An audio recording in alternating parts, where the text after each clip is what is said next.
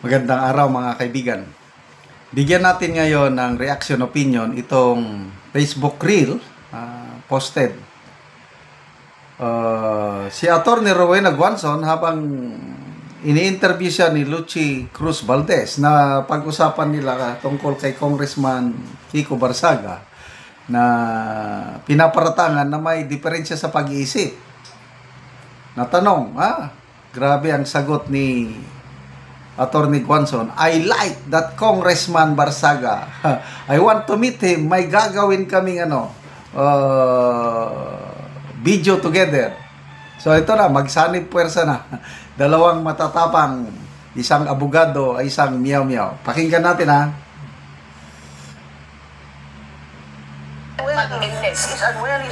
Kandali ha. Ito, I like this meow-meow congressman. Yan. Bakit he's satire eh.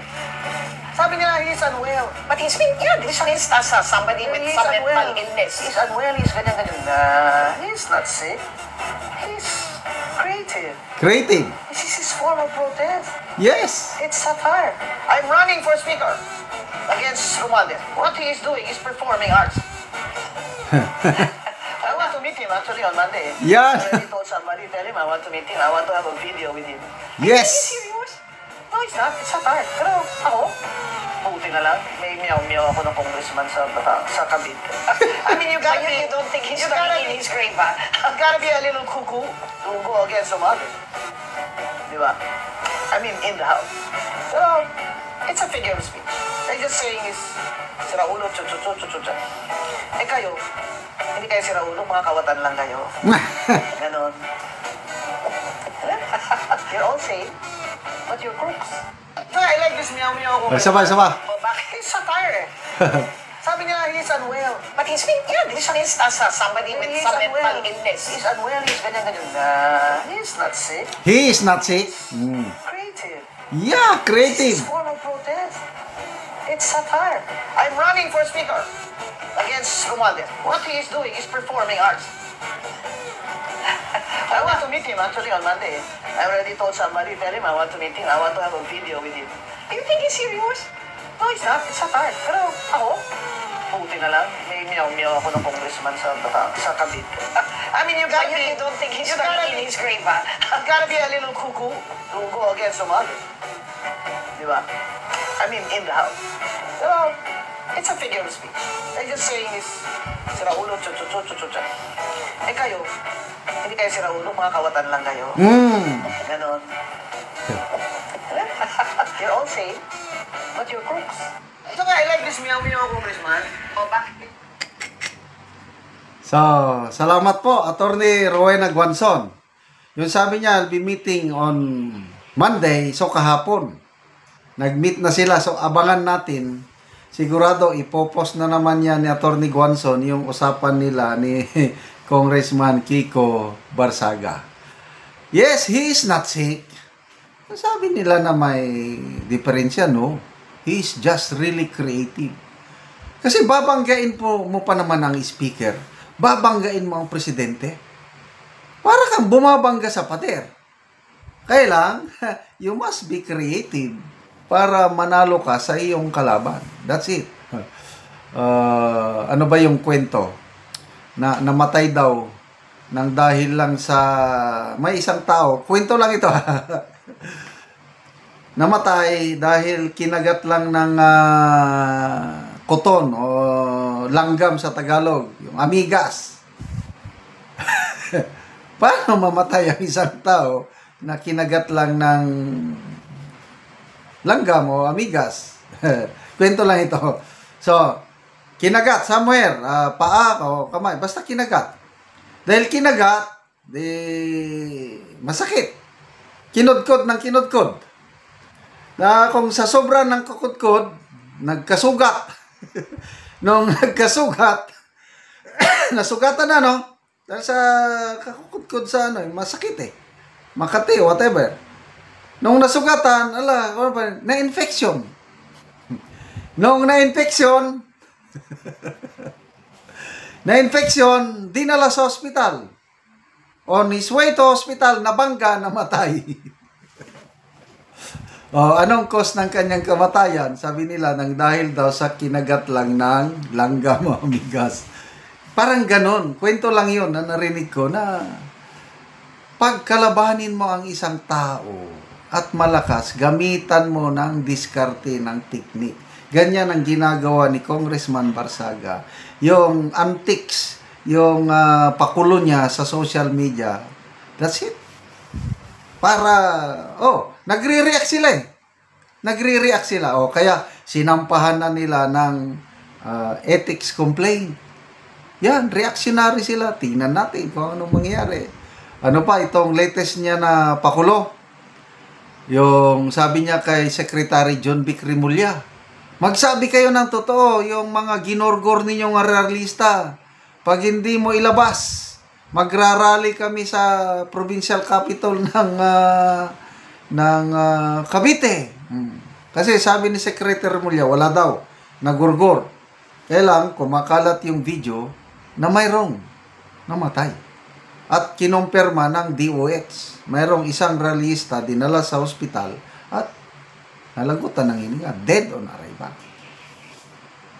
So, kakaiba talagang style. The fight is still going on, sabi niya. Suportahan po natin itong nag-iisang Congressman Barsaga natin. At ito, nakahanap na siya ng kakampi. Beriin mo yan, kung sakaling kasuhan nila. Nandiyan na si Atty. Guanzon. Pwede niyang ipro bono na. But anyway, mayaman ang mga Barsaga. Wala silang problema sa pambayad ng abogado. At least, may moral support. Kung ako si Congressman Barsaga, tapos kakampi ko ang isang batikang abogada, former COA, Comelec Commissioner, that will give me the needed boost to go on, fight. Okay, basa lang ko ng mga comments. Filina Bitog, Ma'am Guanzon, I like you. Prangka. Ganon. Walang plastic itong Atty. Rowena Guanzon natin. Gladys Lumigat, you're right, ma'am. Kamya Taduran, you are very, very obvious, ma'am. Lucci, what obvious? Obvious na makadilawan ito eh. Kaya lang, hindi siya magsilbi. Obvious dilawan. Ning Chu, feel ko mahina ulo ni Lucci. Di niya maintindihan figure of speech or satire. Dilawan eh. Si Rona Marisa, silang mga kawatan ang may mental issue. Okay? Kasi ang isang taong may matinong pag-iisip, hindi gahaman, lalo na kung milyonaryo na, ano pang gusto, ganid, mental illness, sila may diferensya. Hindi itong si Barsaga. Di ba? Okay, salamat mga kaibigan sa inyong pagsubaybay sa ating channel. Nakakatulong kayo ng malaki sa tribong Talandig ng Bukidnon. Dahil ang income natin sa channel na ito, pantulong natin sa tribo. Namimigay tayo ng livelihood assistance sa kanila, nagpapatanim ng saging lakatan at Arabica coffee. Kung may itinanim, may aanihin. Panoorin nyo ang video na ito. Muna ni ang saging lakatan ni Manoy Boy, nga una niyang tanom, nga namunga na. O muna ni siya ang giputos. O giputos gyud para nga sinaw ang iyang bunga.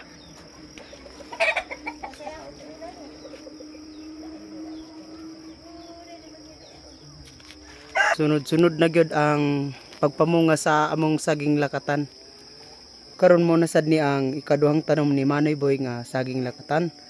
So namunga na sad ni ang ikaduha niya nga tanom. So ulahin na ni nga gitanom ni Manoy, apa namunga na oh. So walo siya ka sipi. So pagaputuson ni Manoy karon. Bitin ko pa. Wala makakuan.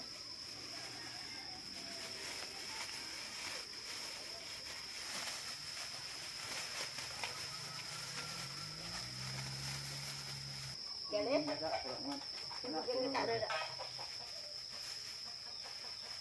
Tagadag isa na tayo asahan ni isa bangat na. Dalang ko nabit Yes papa. oh, tingkat. Sa Ginoo nga anang unod na gini nga mong saging. Oo. Oh, matawas na gyud mi ani sa kalisod. gawa sa lakatan nanong kuya pamig kape aron nga makadugang po sa among kalisod ug mangunod. Ug maka awas na sa kalisod makapaeskwela pa sa among mga anak. Oo.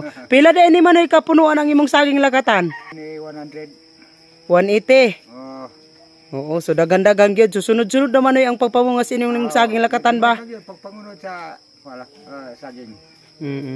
So tanan na namo nga atong saging lakatan Manoy ba bisan sa amo. So salamat kay Manoy. Oh, salamat gud kayo. Salamat po sa Ginoo.